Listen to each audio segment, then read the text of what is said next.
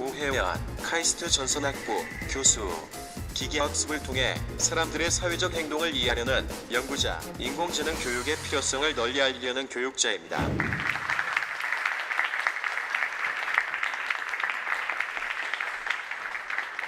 네, 안녕하세요. 오혜연입니다. 오늘 여기 오신 많은 분들이 이제 인공지능에 대해서 알고 싶고 혹은 이미 좀 알고 있지만 더 깊게 알고 싶어하는 그런 이유로 오셨을 것 같습니다. 인공지능이란 것은 사실은 전산학 학문 내에서는 비교적으로 역사가 굉장히 깊은 학문이고요. 그리고 몇십 년 전부터 사실은 굉장히 많은 좋은 연구 결과가 있어 온 학문입니다.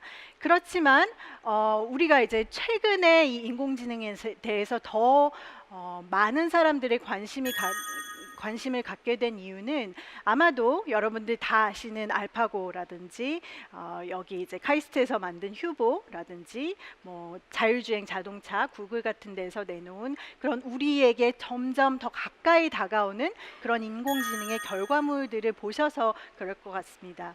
그런데 이 인공지능이라는 게 사실은 이렇게 사람이 하는 지능적인 행동을 모방하는, 똑같이 따라하는 혹은 더 잘하는 그런 로봇이라든지 뭔가 기계를 만들어내는 것만이 인공지능은 아닙니다.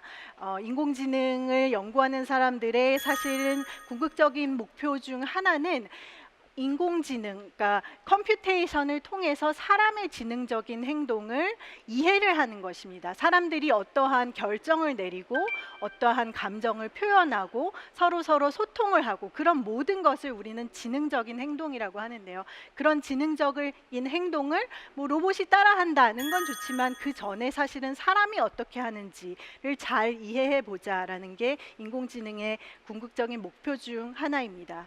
그리고 또 중요한 것은 요새 인공지능의 꽃인 딥러닝입니다. 딥 뉴럴 네트워크 혹은 이제 인공신경망이라고 하죠. 이 인공신경망은 뇌에 대해서 우리가 알고 있지 않은 것들이 많기 때문에 이 뉴럴 네트워크라는 것도 인간의 뇌와 같다라고 말할 수는 없습니다. 하지만 인간이 하는 이런 지능적인 결정, 지능적인 행동을 지금까지 봐왔던 많은 기계학습 모형들 중에서는 가장 잘한다, 가장 정확도가 높은 결정을 한다라고 해서 이 딥러닝, 딥 뉴럴 네트워크가 이렇게 지금 많은 사람들, 그러니까 대중의 관심을 끌고 있고 또한 연구자들의 관심도 끌고 있습니다. 이 그림을 보시면 뭔지 아시는 분들도 있으실 것 같아요. 이 게임인데 리그 오브 레전드 LOL이라는 게임입니다. 이 게임에 대해서 저희가 연구를 했는데 뭐 게임 자체에 대해서 관심이 있었던 것라기보다 저희가 실제로 여기에서 알아보고 싶었던 것은 팀워크에 대한 것입니다. 그래서 일단 저희가 이제 문제를 정의하기 위해서 두 가지를 정의했는데요. 첫 번째는 proficiency라는 것입니다. 이거는 개인의 실력이라는 것입니다. 그래서 어떻게 생각해 보면 예를 들면 농구를 내가 한다라고 했을 때, 게임을 모르시는 분들을 위해서 소개를 하자면 농구를 할 때 이 포지션이 5가지가 있습니다. 그렇죠? 그래서 어떤 포지션은 자기가 매우 잘하는 포지션일 수도 있어요. 센터 같은. 그러니까 나는 항상 센터를 한다. 그런데 친구들이랑 어떻게 만나서 농구를 하는데 다른 친구들도 다 센터를 하는 친구들이에요. 그러면은 모든 사람들이 센터를 하면 좋지 않겠죠. 그래서 나는 센터를 하지 않고 뭐 슈팅 가드를 한다라고 하면은 나의 프로피션시는 그 게임에서는 낮은 겁니다. 그리고 팀의 구성에 대해서도 마찬가지입니다. 농구를 하려고 5명이 모였는데 모두가 각자 다른 포지션을 하는 플레이어들이 모였어요. 그러면은 그 팀은 아주 잘 구성이 되어 있는 거겠죠. 각각의 구역에서 각각의 역할을 충실히 잘 해내면 그것은 좋은 팀이 될 것이니까요. 그렇지만 반대로 모든 플레이어들이 하나의 구역, 하나의 역할만 한다라고 하면은 이 팀은 구성이 잘못된 팀이라고 볼 수 있습니다. 그래서 이런 정의를 내리고 나서 개인의 역량, 개인의 성향, 그리고 또 팀의 구성, 그 두 개를 저희가 정의를 한 다음에 약 300만 명의 플레이어 그리고 100만 개가 넘는 게임 데이터를 가지고 와서 그 각각의 게임에서 팀 구성이 어땠는지를 보고 그리고 그 팀들이 이겼는지 졌는지 그런 것들을 가장 못하는 레벨인 브론즈 레벨부터 가장 잘하는 레벨인 다이아몬드 레벨까지 쭉 분석을 하고 기계학습 모델을 통해서 모델링을 해보았습니다. 그 연구 결과는 무엇이냐면 어떻게 보면 당연한 결과이긴 한데 팀 구성도 잘하고 또 개개인의 역량도 맥시마이즈 할 수 있는 그런 팀을 꾸리면 게임에서 이길 수 있다는 것입니다. 그렇지만 그걸 어떻게 하느냐? 브론즈 레벨들을 보면 그걸 잘 못합니다. 개인의 역량을 살리려면 팀 구성이 이상해지고 팀 구성을 좋게 하려면 개개인이 뭔가 자기가 안 하던 롤을 맡아서 하는 그런 상황이 많이 생기는데요. 다이아몬드 레벨 정도 가면 뭔가 자기가 팀 구성을 할 때부터 나의 이기적인 생각을 좀 뒤로 하고 처음부터 양보를 하면서 들어갑니다. 내가 이 포지션을 맡으면 다음에 오는 플레이어들이 좀 곤란할 텐데 내가 조금 양보를 하자. 그런 식으로 서로 양보를 하면서 팀을 꾸려가면 자기가 실력도 좋고 그 다음에 팀의 구성도 좋은 그런 밸런스를 잘 맞추고 그렇게 밸런스를 잘 맞추게 되면 위닝 레이트가 올라가는 그런 결과를 보았습니다. 사람들의 이런 사회적인 행동은 굉장히 복잡합니다. 이게 단순하게 뭐 하나의 룰, 몇 가지의 룰로 딱 얘기할 수 있는 그런 행동이 아니에요. 그렇기 때문에 저희는 이제 기계학습을 통해서 이런 빅데이터 분석을 하면 이제 사람들의 이런 사회적 지능을 좀 이해를 할 수 있지 않을까라는 그런 생각을 가지고 계속 연구를 하고 있습니다. 네. 이 단어, 지금 스크린에 뜬 단어 여러분들 다 아실 것 같아요. 제가 이 단어를 접한 것은 벌써 몇 년 전인 것 같습니다. 그리고 이 단어를 처음 이제 이 어린 대학생한테서 들었을 때 정말 저야말로 멘붕이었어요. 첫 번째로 저는 언어학에서 이 언어가 바뀐다라고 배우기는 했지만 우리의 이 아름다운 한글을 이렇게 파괴시키는 단어가 있을 수 있을까? 거기에 놀랐고 거기에 멘붕이었고 첫 번째 멘붕. 그 다음에 두 번째는 이렇게 우리의 가려운 곳을 속 시원히 긁어주는 단어가 있을까? 그게 제가 놀란 두 번째입니다. 그래서 아직 이 방청객에는 이 애기 엄마들의 고통을 알 수 있는 사람들이 얼마나 있을까 싶은데 하나의 에피소드를 말씀드리자면 제가 저희 둘째가 어렸을 때 해외여행을 데리고 왔습니다. 그래서 비행기를 타고 가는데 얘가 너무 잘 자고 너무 그래서 저희는 이제 룰루랄라 가는데 갑자기 뭔가 뜨끈한 게 느껴지는 거예요. 그렇죠? 뜨끈하고 축축한 게 비행기 좌석에서 애가 이제 실수를 한 거예요. 가방에는 여벌옷도 없고 옆에는 몇 시간 동안 계속 같이 가야 되는 다른 승객들도 있고 그거야말로 멘붕인데 이 상황을 그 단어 말고 또 어떤 단어로 그렇게 명확하게 표현을 할 수 있을지 이거는 단지 뭐 곤란했다 뭐 그걸로 될 수 있는 게 아닌 그런 단어라고 생각을 합니다. 그런데 이거를 여러분들이 만약에 뭐 다 아시겠지만 만약에 이 단어를 몰랐다고 하셔도 제가 이 에피소드와 함께 이거는 정말 멘붕이었다 하면은 확 느낌이 오실 거예요. 아, 이 단어가 이런 뜻이구나. 그렇죠? 그리고 만약에 뭐 그거로도 조금 잘 모른다. 이게 왜 이런 뜻이냐라고 했을 때 딱 이것만 보여주면 그렇구나. 이제는 정말 내가 100% 이해를 했다라고 얘기를 할 것입니다. 이거 기계학습은 못합니다. 그렇죠? 우리가 아는 그 알파고 이세돌 구단을 그렇게 가볍게 이겨버린 알파고 딥마인드에서도 아직도 손도 대지 못하고 있는 그런 문제이고요. 좀 더 크게 보면 이거는 어떤 문제냐면 아까 제가 말씀드렸죠. 그 LOL 게임에서 100만 개의 게임 데이터로 우리가 학습을 했다. 기계학습은 그렇게 100만 개의 데이터 포인트가 필요합니다. 그렇지만 사람은 어때요?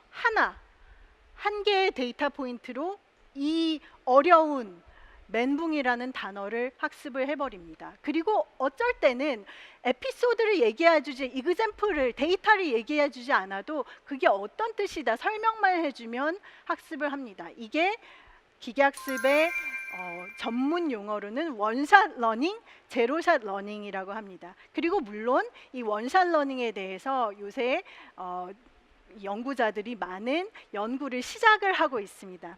그래서 기계학습이 사람처럼 잘 하려면 언어에 대해서도 뭔가 사회적인 이슈에 대해서도 우리가 알고 있는 모든 지능적인 학습에 대해서 사람과 같이 하나의 이그샘플이 주어졌을 때 혹은 하나도 주어지지 않았을 때도 학습을 할 수 있어야 된다라는 그런 내용입니다.